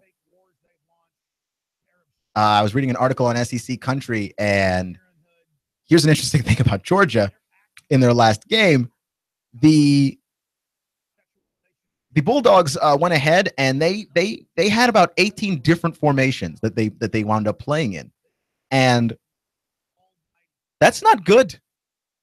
Just to put it lightly, consistency is the thing that fuels success in sports, right? Like consistency, and what's great about sports and what sports can teach you about life, right here, is that consistency is something that has to work at every level, right? Like it has to work at a personal level, then it has to work at a secondary level, and even a third level beyond that, right? So, for instance, if you want a player to be good, they need to practice, and they need to practice the same thing over and over and over and over again. They need to do this personally, right? Now, when you get to the unit, right? Like say your player is a lineman, and they've been practicing well on their own. Now they need to practice with the line, the defensive line, again, consistently, over and over and over again. And then the team, the defense has to do the same thing. And then the team, and then the coaching staff, right? And then the organization as a whole. So you can't have coaches being fired all the time because that disrupts the consistency of the team, which may disrupt the consistency of the defense, which may disrupt the consistency of that individual player, right? That's why teams with coaches that stick around wind up being more successful. You're successful when you've got Andy Reid and he's there forever. You're successful when you've got Bill Belichick and he's been there forever. You are successful when your coach gets the chance to stick around. Now, some coaches are just bad. You do have to fire those guys. But overwhelmingly, if your coach is good, you will be successful. And like, say what you want, for instance, about the Cincinnati Bengals. They haven't won a Super Bowl. They have no Super Bowl to show for the entire time that Marvin Lewis has been there. But they have been to the playoffs the vast majority of the times that Marvin Lewis has been there. And you can't say the same thing would be true if you kept firing coaches and bringing in new guys and bringing in new guys and bringing in new guys, right? Like, at some point, you would have to be like, you know what? The consistency here is doing something. Now, yes, there is a point at which you have to decide to take things to the next level. But I'm not necessarily a big fan of the fact that Georgia can't really seem to find theirs. Right? Like, that to me is huge. Georgia can't seem to necessarily find their consistency. And now you've got Sony Michel, and he's a little dinged. He's being limited in practice this week. And I know that Georgia plays Samford upcoming, right? Like, not a big-time opponent. But to me, all the things that you get to iron out now, if you're Georgia, you should probably iron out. Because after that, Georgia sticks in the SEC basically until the end of the season, right? Like, they play Miss State, Tennessee, Vandy, Missouri, Florida, South Carolina, Auburn, and Kentucky. And then they finish against Georgia Tech for the season ender for them. So for me, that consistency thing does have to get sorted, which brings me to my next question about Georgia's consistency. Who on earth is their quarterback? Because Jake Fromm has looked pretty solid. He hasn't been phased. He's looked really good. And against Notre Dame, that's a game where you think, well, Georgia could potentially lose that game if you're going to have to start a true freshman at quarterback. But no, Jake Fromm comes in. He's not frazzled. He looks good. He looks solid, right? And they gut out a victory over the Fighting Irish. It's a big-time win, and they needed it. But what do you do with Jacob Eason? First off, how long is Jacob Eason going to be out? And secondly, when he's no longer out, what do you do with that guy? Because do you believe that Jacob Eason is actually the better quarterback? Or do you ride with the hot hand if Jake Fromm still looks good? Because if Jake Fromm still looks good, like, for me, I am the person I waffle with this all the time. Like, this takes serious thought for me, because I'm the one that's like, if something's working, I'm the if it ain't broke, don't fix it type. I'm not trying to rock the boat, because then you wind up messing up things. If you go back to Jacob Eason, and now Jacob Eason's not playing as well as you hoped or expected, and then did you ruin the confidence of Jake Fromm by pulling him? Even though a lot of this season is going to depend on superior quarterback play, right? Because, like, Georgia's defense looks tough. It looks fast. But so far, you've played Appalachian State and you've played Notre Dame with a freshman quarterback. When you start playing some higher level of competition, right? Like when you play Mississippi State and you go up against Nick Fitzgerald, are you going to need to be able to outscore that guy? Can Jake Fromm give you what it takes to do that, right? I don't know how good Quentin Dormady is going to be playing by the time Georgia meets them on the 30th. But again, are you going to need to outscore them? Because Dormady looks good. Dormady looks good. Vanderbilt. Kyle Shermer. Are you going to need to outscore them? Like, there's a point at which you need to make a decision between Eason and Fromm. And when that time comes, who on earth of those two guys do you choose? That's a tough call. I'm the kind of person I tend to trend towards consistency, that if Fromm is playing well, let him keep playing.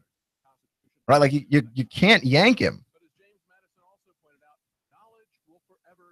Right? Like, if he's playing well, like you disrupt confidence, you disrupt all of these things. I don't think you just yank him. But I don't know if you're Georgia, what else you do there, because Jacob Eason is the guy that you did think was the better quarterback. That's why you gave him the starting job coming in, right? Like, if Fromm had done enough to take it away, you'd have taken it away. Right? Like, so the don't rock the boat mentality can get you into trouble, right? Like, for me, this is a weakness in my life, I think. Because, again, I'm the person. If something is working, I don't change it. And I don't change it until it stops working. Well, sometimes it's hard to go anywhere in life without taking a risk, without taking chances, right? Like there's a notion where if people want to be fulfilled in life, right? What's the best way to be fulfilled in life? It's to have equal parts order and chaos, right? You have enough order that you feel safe, because people like to feel safe. It's a good, important thing to have, but enough chaos so that you feel challenged. That's the, you know, the way that technology advances. That's the way that most of us, when we do our jobs, we feel fulfilled. We feel like we're accomplishing something that's worthwhile, right? Which means it's got to be difficult, a little bit hard, a little bit challenging. You might be able to make a mistake. You might lose. You might mess up. Feel like you're doing that. But at the same time, there's a little bit of order there, right? Like you're in a place where you're a little bit familiar, right? Like that's where how babies work, right? Like babies will be around their parents and they'll wander off to go exploring the world. But then they feel unsafe. They feel unsure. They look back at their mom to see if their mom's still there. Oh, she's still there? Well, now I can keep exploring, right? Like the order is the mom being back there, and the chaos is all this other stuff I don't know that I need to go explore. Like that's how people work, and you can see it from the time that they're babies to the time that they're adults and they have jobs. And the ones that do fulfilling work in a manner that's just like that. And so if you're Georgia and you want success, you got to balance it correctly, right? Because now Jake Fromm might put you in a position where you're comfortable. And the question is, if you go back to Jacob Eason, there are question marks there. But are the question marks worth it or are they not? And it's a tough one to tell. Like to me, when I think about the stress of being a head coach, those are the decisions that make me not want to ever do that job, right? Not that anyone is ever banging at the door asking me to be a head coach. I'm just saying, were that to be the case, I would never do that job. There are just certain decisions that are impossible decisions. And sometimes you're not choosing between a good decision and a bad decision. You're choosing between one that's not so bad and not so terrible. So what do you choose then? It's a tough spot, right? And Kirby Smart, this is year 2 of Kirby Smart being a coach. And I feel like Kirby Smart's done the thing that people have expected of him, right? He came in to revamp that defense. Man, that defense is playing good. Held Appalachian State to 10 points. Held Notre Dame to 19 points, which is good because they needed every bit of that to win that game. They made big-time plays. They had big-time turnovers when they needed it. Clutch turnovers. Late fumble recovery in the game against Notre Dame. Right? They They held Notre Dame to a grand total of, so we get the total amount of yards here. Yeah, 55 rushing yards, 211 passing yards, man. Forced 3 fumbles. I mean, that's huge. They played a solid game. This is not one of those situations where Jim McElwain's brought in to revamp the offense, and then 5 years later, and the offense is still not revamped. You know, you brought Kirby Smart in to ramp up the defense. He ramped up the defense. So this is a tough call. This is a tough call. And an absolutely unenviable spot. Clutch with Keon Rose on AM 1240 and 92.7 FM. I'm going to shift gears here a little bit to the NBA, because I like to sneak NBA stories in here when you're not paying attention. We do a little bit in the NBA and a little bit of baseball here, because in the NBA, ESPN did a ranking of the top 100 players in the league, and Carmelo Anthony was ranked A in the 60s, which is notable, and B behind Lonzo Ball, who is an NBA rookie and who has not played any games yet. None whatsoever. And I think that's silly. I mean, that is absurd. Because Carmelo Anthony is one of the great offensive players in the league. And when I say in the league, I mean in league history. Carmelo's a guy that scores in droves, and he can score a lot. And you could argue a lot of things about Carmelo Anthony, right? You could argue that he's a dinosaur, that his style does not fit in the modern NBA. It's very true. You could argue that Carmelo Anthony's a ball hog and that the ball goes to Carmelo and he ISOs away the possession and suddenly nobody else has an opportunity to shoot or score. Fair argument.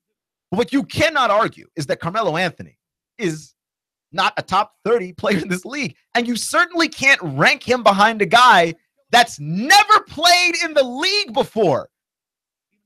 That is beyond disrespectful.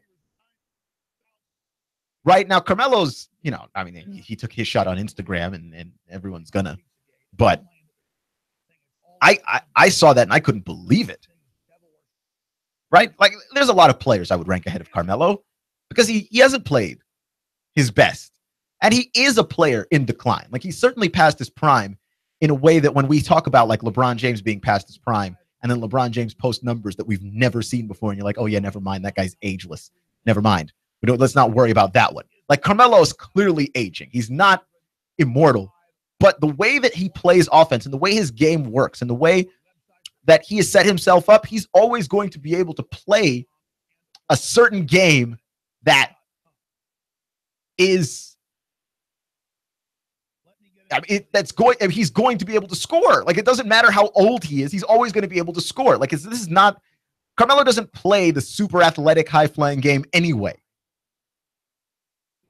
Right? He is an incredible athlete, but he doesn't need to be to play the kind of game that he plays. And I've watched Carmelo's entire career, and I've watched Carmelo's entire career fold as I've watched the entire NBA change. That the league is different from the league that he entered, and that Carmelo Anthony is, that guy in the way the NBA used to be played would dominate and did dominate, and people forget that he dominated. He doesn't dominate now because of the way the game is played, that you play with so much more space and with a higher level of tempo. But let's not forget now that Phil Jackson was a terrible front office executive who I believe lost the team talent in his time there. The team became a worse and worse team while he was there. And then on top of that, he brought in either subpar coaches or coaches that have a different system than the one Phil Jackson wants them to run. Like, and since when has a front office executive ever said, I have an offense in mind that I want the coach that I'm hiring to run. I'm going to hire a coach that does not run that and then make him run that. Like, they hired Jeff Hornacek, who I think is a brilliant coach, because I remember one season where we all thought, boy, the Phoenix Suns will probably win 20 games this season. And then they made the playoffs or I think they just missed the playoffs rather, but they won like something like 50 some odd games. And you're like, wow, I didn't know that this team could win that many games with the players on that team. I think Jeff Hornacek, I think the world of Jeff Hornacek, I think is a great coach. But man, you can't force that guy to coach a system that's not his system. Like, nobody's more relieved that Phil Jackson is gone than Jeff Hornacek. And I say this in a world where Kristaps Porzingis was almost traded by Phil Jackson and where Carmelo Anthony was constantly slighted by Phil Jackson. That Jeff Hornacek is still the happiest person of those three guys that Phil Jackson's gone. And it's insane. It's nothing short of insane. But the talent on that team just absolutely got wrecked. And yes, it's going to affect production, especially the production of Carmelo Anthony that we all really care about, which is wins, right? Because Carmelo Anthony's numbers look great. Like, Carmelo Anthony's not an inefficient player. He's not a volume shooter. The way that he plays is inefficient,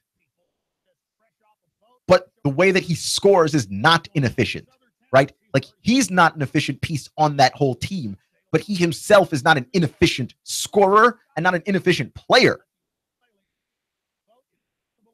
And I don't know necessarily if you're him, like what you do, but Carmelo Anthony to me is a guy that if you were the second best player on a team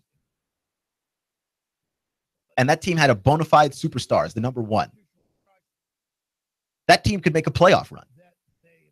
I believe that, right? I can't say that for Lonzo. If Lonzo's the second best player on the team and the number one is a bona fide superstar, I can't say that team makes a playoff run because he's a rookie. He hasn't done anything. And that's important to note, right? Like, we liked him in Summer League. He looked nice in Summer League. Summer League doesn't tell you anything. Summer League gives you ideas. Summer League tells you, yes, I think that we've got a grasp on this. I think he can be good. I think he has potential. He's trending in the right direction. He's not struggling against lesser competition. So that's important. But it doesn't tell you how good he is, and it doesn't tell you that he's going to function in the NBA. It just tells you that he's good in Summer League. To rate him above Carmelo Anthony is just disrespectful, not just to Carmelo Anthony, but to the entire game of basketball. That a guy who's been playing and is a veteran is ranked somewhere below a rookie. Right? And so I was watching Stephen A. Smith just go on and on and on about how silly this is. But he did say something that was important that actually applies a lot to the Jemele Hill thing, actually, too, which is that ESPN is not a monolith, okay? When ESPN does something or says something, and for that matter, Fox Sports or CBS Sports, there are individual personalities that are saying these things, right? Everybody's got their own opinion. There are conservatives at ESPN that have tweeted things about Obama. I believe Britt McHenry, who was fired recently by ESPN in their massive, job cuts, and not for any particular reason. When she was, like, I think 2 years ago, she tweeted some things about Obama that were vaguely controversial, but no one made a big deal about it because that's her opinion. I'm saying it's got to go both ways. Right? Like, everyone's got these different opinions. Like, I'm not going to hold it against everybody at ESPN for having an opinion that only one person has. Like, I'm not going to hold it against Max Kellerman or Michael Smith that whoever it is that put together this silly rankings put Carmelo Anthony so low and put him behind an unproven, untested rookie. It's crazy. He's absolutely bonkers. Clutch with Keon Rose on AM 1240 and 92.7 FM. What I am interested in, too, I'm jumping back to college football here because LSU plays Mississippi State, and I like this because this is a matchup for both schools, but mostly for LSU, where we're going to learn a lot about LSU, right? Like, this right here is the separation Saturday, where we're trying to figure out who's good and who's been pretending, right? Who beat up on weak schools, who's getting away with pretending to be good. And I like LSU to start their season, but LSU has not played anybody, right? They played BYU, who can be tough some years, but they clearly weren't tough this year. 27-0 was the score, LSU over BYU. Then they beat Chattanooga. They beat UTC 45-10. There's their first real test in Mississippi State. And Mississippi State, by the way, is a school that is better than they are getting credit for.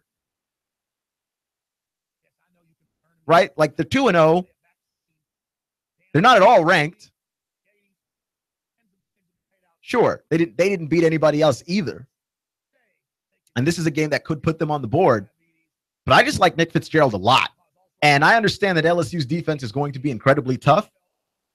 But this is the game where we're going to learn something. We're going to learn about Mississippi State. We're going to learn about LSU playing some actual competition. Because with Mississippi State, I believe that Dan Mullen is the most underrated college football coach in the game. Like, nobody talks about Dan Mullen. Dan Mullen's not an incredible recruiter, right? He's not the biggest rah-rah guy. When you look at his recruiting classes, man, Dan Mullen is coming back with 2 stars and 3 stars, right? The occasional 4-star and the occasional 5-star. But he's coming back with 2 stars and 3 stars. And he is turning those guys into guys that can generate 10 wins a game and into actual NFL talent. Like if you are a 2-star or 3-star recruit, you look and you go, wow, they're underestimating me. I don't know exactly what it is that's going on in Mississippi State, except to say that those guys at that school, they're coaching up players. They're getting coached up. I'm a 2-star recruit. I go directly to Mississippi State and see if I can do something. Because Dan Mullen gets his hands on some guys that you think, well, this is average talent. This is below average talent. And he's winning with it in the SEC West, which is tough. Absolutely tough. I mean, that is crazy to me. I am impressed year in and year out by Mississippi State. And I wouldn't sleep on Mississippi State in this game. Now, it's a first big test for Ed Orgeron as the head coach of LSU. And this is the first game between these two schools specifically. And I'm more interested in LSU than Mississippi State, but I am interested in Mississippi State, where we will learn something. It's hard to learn something from those first 2 weeks. It is. You got to figure out who it is that is actually real and who isn't. Clutch with Keon Rose on AM 1240 and 92.7 FM. Remember, folks, it's not how you start, it's how you finish. Stay clutch, and I'll see you in 24 hours. In-depth traffic, news, and information. Mornings on Nooga Radio, AM 1240 and 92.7 FM.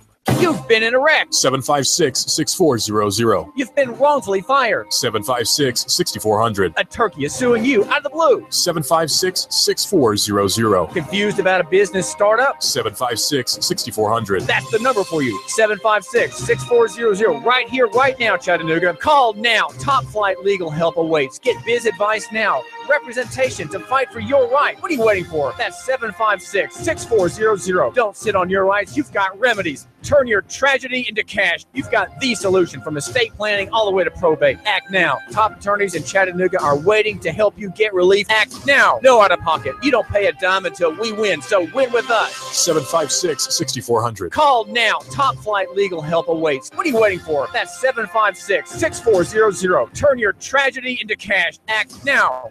No out